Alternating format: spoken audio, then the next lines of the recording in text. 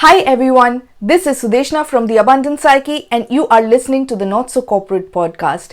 Here we talk about the not so corporate things that we corporate entrepreneurs end up doing within and outside our corporate lives.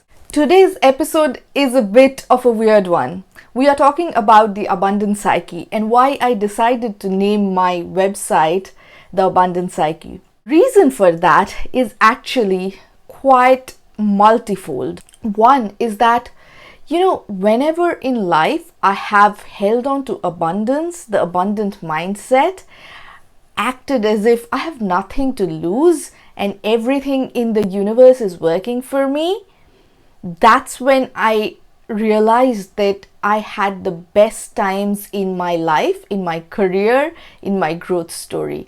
So that's what I wanted to share with everyone, that joy of abundance. But there's more to it.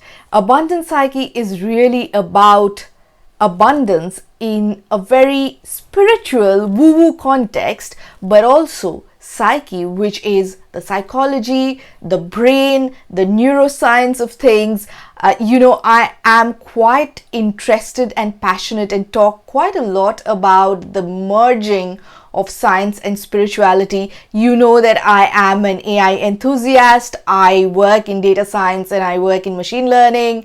I also am an avid meditation person. So there you go.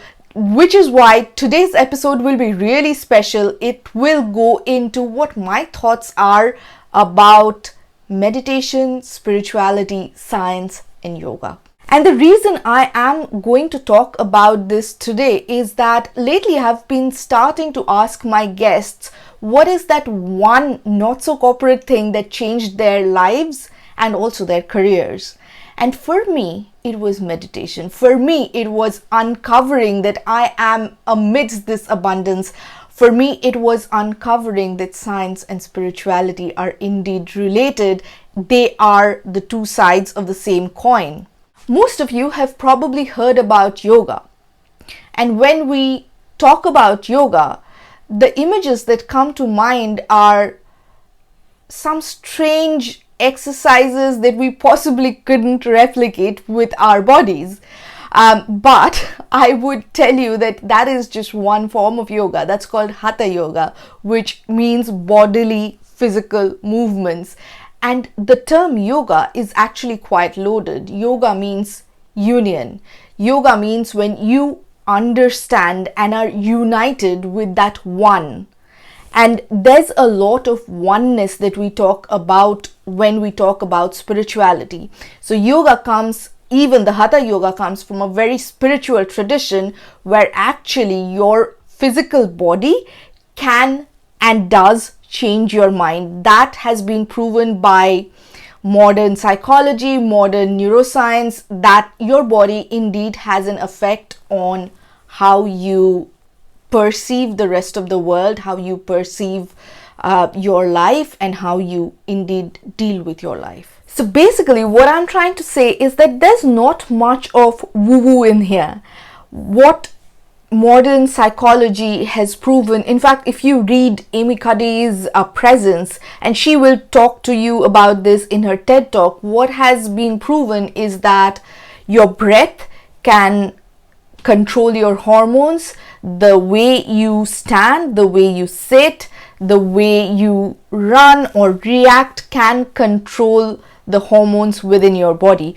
No wonder we are always stressed out because we are slumped in front of our laptops all day long.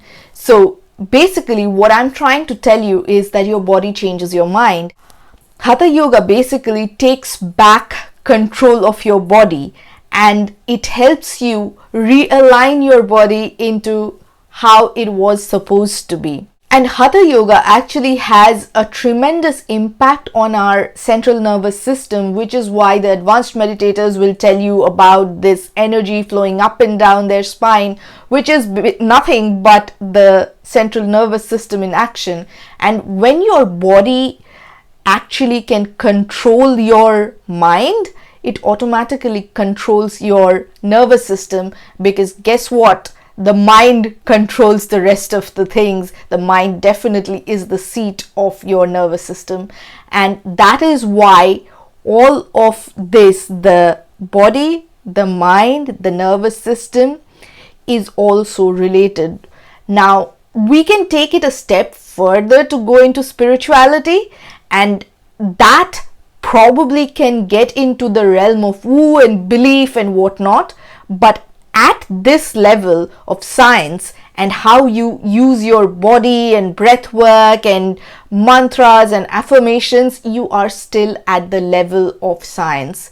And this is where it is undoubtedly true that science and spirituality are the two sides of the same coin.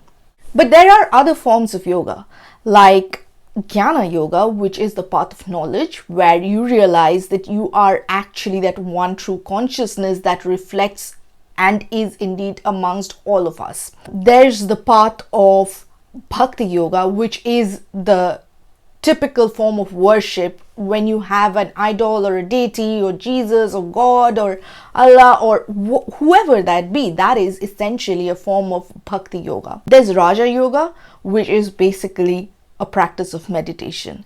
And then there's Karma Yoga, which is basically how you serve others and you become one with that service, with the love that you have for others. Now, why am I telling you all of this? What does yoga have to do with careers, life, oneness? What does oneness have to do with being successful? Now, what I have found is actually the more I have leaned into my spirituality, the more I have discovered the science of it. The fact that when you do something with true love and devotion, all of those good hormones like dopamine, like oxytocin flow into your bloodstream, and they make you sharper, they make you more agile, they make you more attentive, and they sort of get all of those bad hormones like adrenaline down. And we all know adrenaline and the cortisol in our systems is basically the result of stress in our bodies and the stress in our systems, which we all know is the silent killer. So whenever you're stressed, you are in burnout, you are not performing at your top level. So what yoga does is really flip it on its head and tries to actually make you see reason, either by using your body or by using your mind or by using your nature, which is either to love or worship or work or be of service to others. And when you actually focus on devotion or love, or actually completely being one with the work that you are doing, or indeed you are just a knowledgeable person and you are very aware of that and you are always living in that awareness, that itself has this tremendous power to change your life, the context of your life, the perspective of your life, and that flows into your biochemical system, your neurological system, and which is why, the stress levels that you find amongst meditators is far lesser than the normal average Joe. So here's what I will tell you. Spirituality and the conjunction between spirituality and science literally changed my life. And that is why I so passionately talk about neuroscience and all of the spiritual aspects that are to do with that abundance, that help us live in that abundant psyche, the abundant psyche. So that is the story of the abundant psyche. And if you enjoyed this video, let me know in the comments below. If you have any questions about the abundant psyche, spirituality, neuroscience, just let me know. This is the topic that I love to talk about the most in the world. And if you found that informative, please share it out with your friends, hit the like button, subscribe, comment down below. And if you are listening to this on Apple Podcasts or wherever, just leave us a review. That'll help us so much. Thank you, and I'll see you the next time.